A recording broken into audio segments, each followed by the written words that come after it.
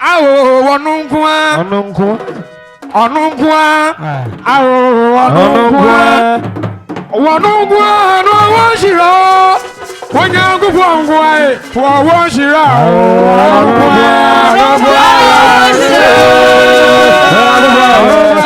Washira.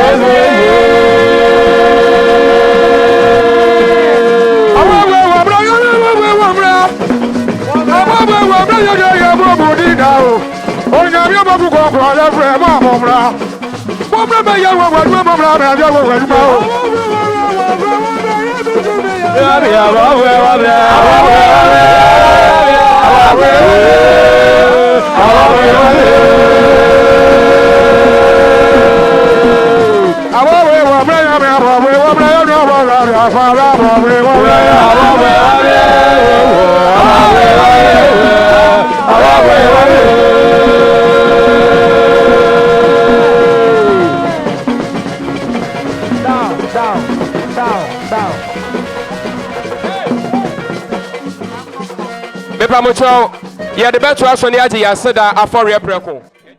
Onyami was it yeah, baby. Onyami was it yeah, baby. And you never be more. And the man who I said,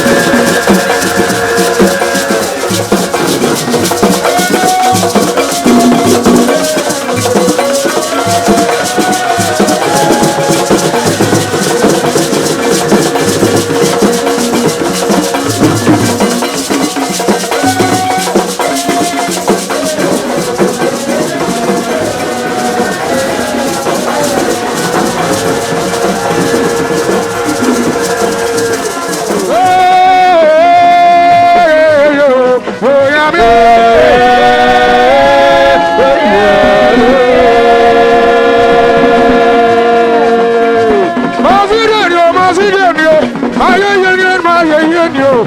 Passing the message of Yamuya. We don't do the Macabo, Yakubo. And did a free more. And the Mago Mary, I'm saying,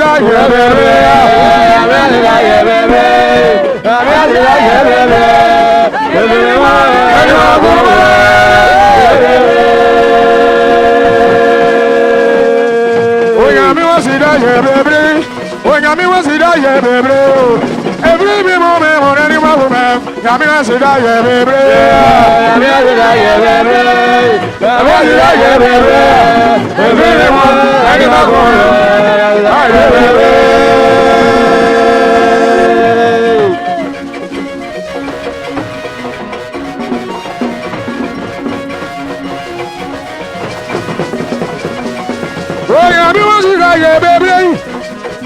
every moment I'm in Yamiaso, I'm my mother, I don't know you're making Yamio.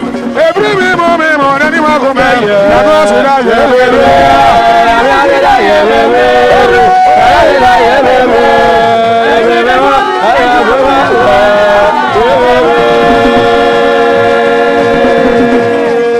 Yami was it, baby.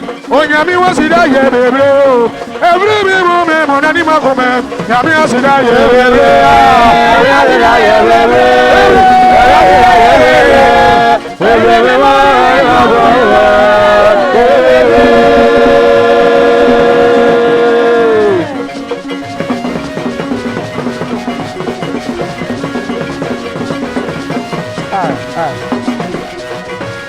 Yami was it, baby. I'm a to Woodao. I got one to Woodao. You went on your mechanic, Yamio. Every moment on any Mago man, Yami was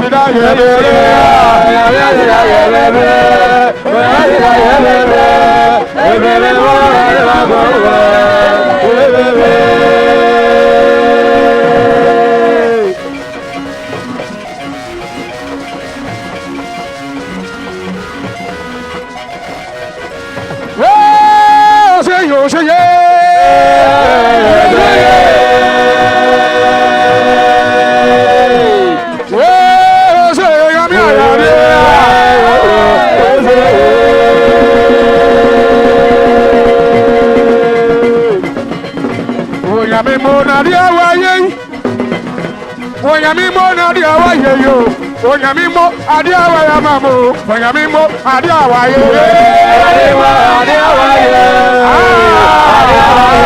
Onyamimo adiawa ya adiawa ye Wazu yamya bajua sida Wazu yamya bajua wondundo Every memo meshawa nyam Every memo makanya nyamya yo Onyamimo adiawa ye Onyamimo adiawa ye Onyamimo adiawa ye Onyamimo adiawa ye Onyamimo adiawa ye Onyamimo adiawa ye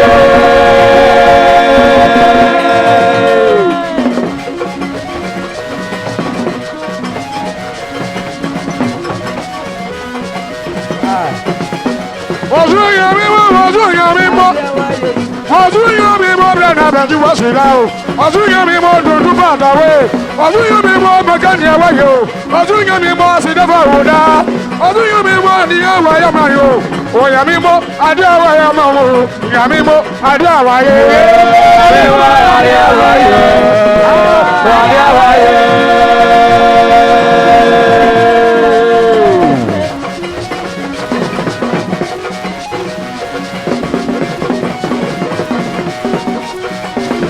Was we your mamma? It was a woman in Mamma Rally, and as a woman in Mamma Woodina. Mamma's a brown in Magania, why ye? Mamma's a brown in Magania, why you? When Yamimo, Adiawa Yamamo, Yamimo, Adiawa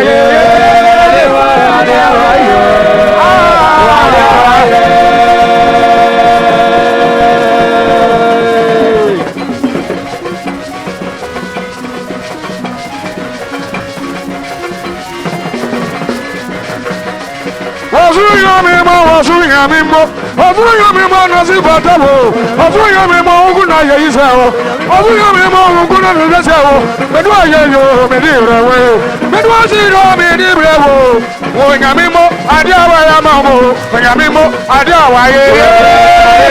Adé àwa yẹ.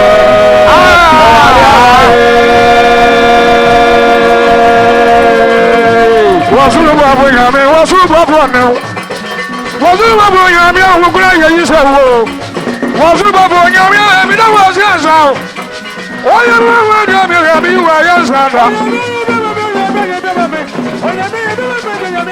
Bàbá àdùn ọ̀sẹ̀ ẹ̀mẹ́sẹ̀ ní ìdí ẹ̀dùn ọ̀yọ́. Bàbá àdùn ọ̀sẹ̀ ẹ̀mẹ́sẹ̀ ní ìdí ẹ̀yàmí ní ìdí inú.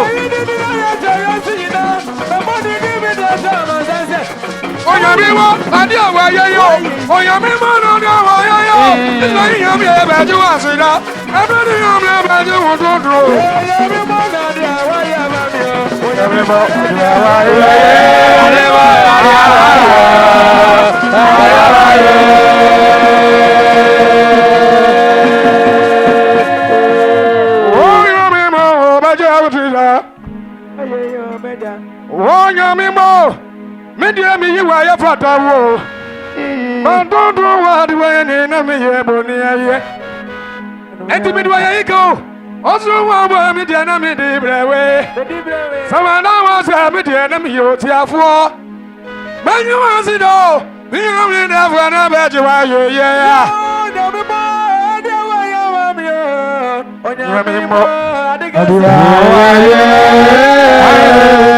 Onya mi mo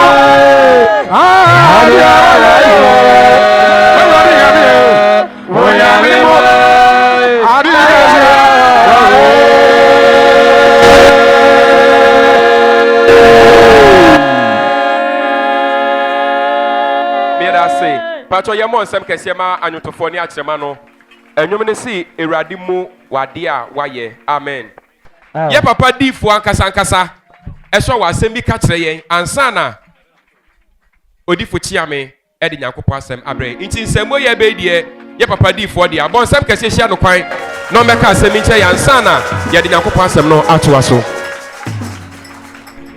wa nka amen kese pa Pacho nyame asɛm dwe anka mo we ye minuanom akyeremafo no ya yahia ahoho wom ahemfo wom obi yosofo kra wa metena ha obi mba asori da Pacho akyeremafo mo ntie me nti twene no momfa tufom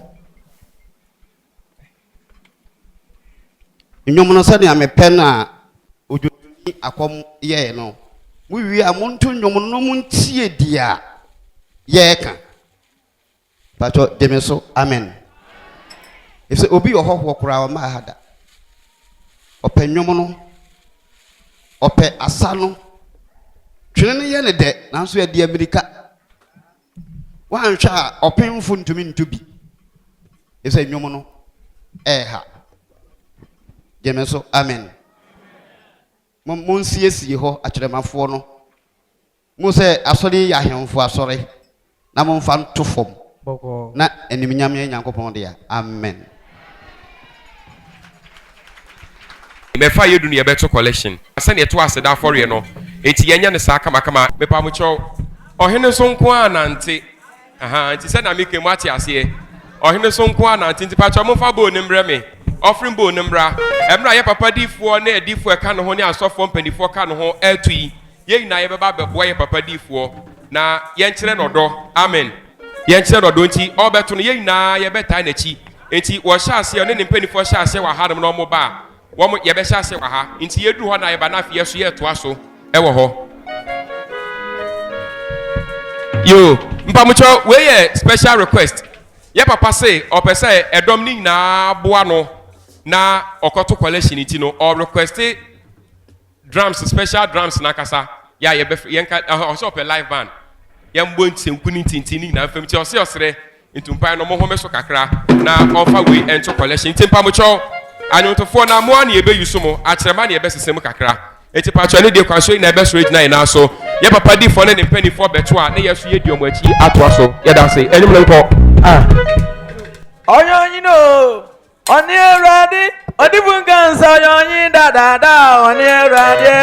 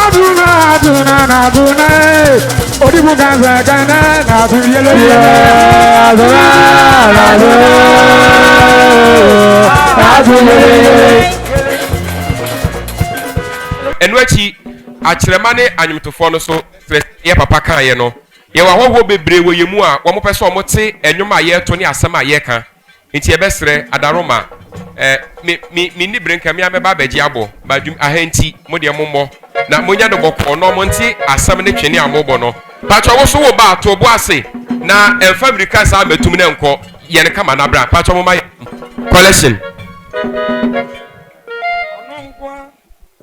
awo wonunkwa onunkwa awo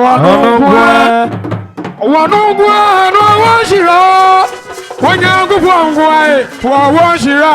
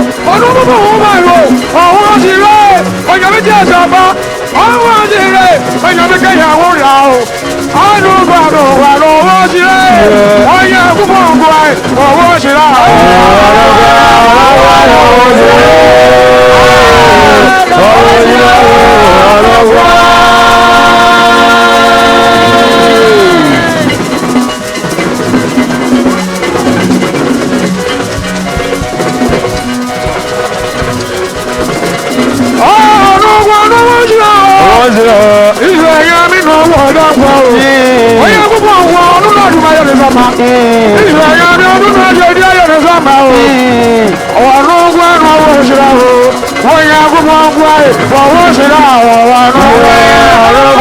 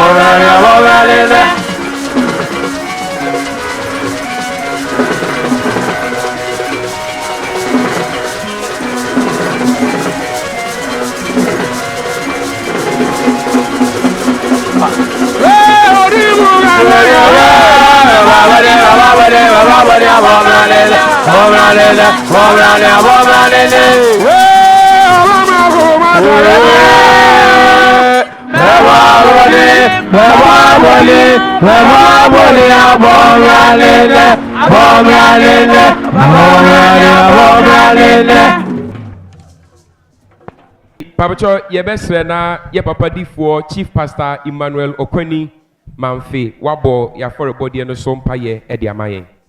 Hallelujah. Okay, the phone yankopon ye da wase. We are here to wura. ade biara ne pɛ yi ne yam ne wayi dwetɛ de ama wo ewurade sɛ dwetɛ no na nyɛ kwa nyɛma nhyira so na hyɛ wo din anuonyam na biara a wɔde bɛyɛ no ɛyɛ nkɔ so na hyɛ wo din anuonyam yɛn ewurade yesu kristo di mu ti amen. Amen. Hello.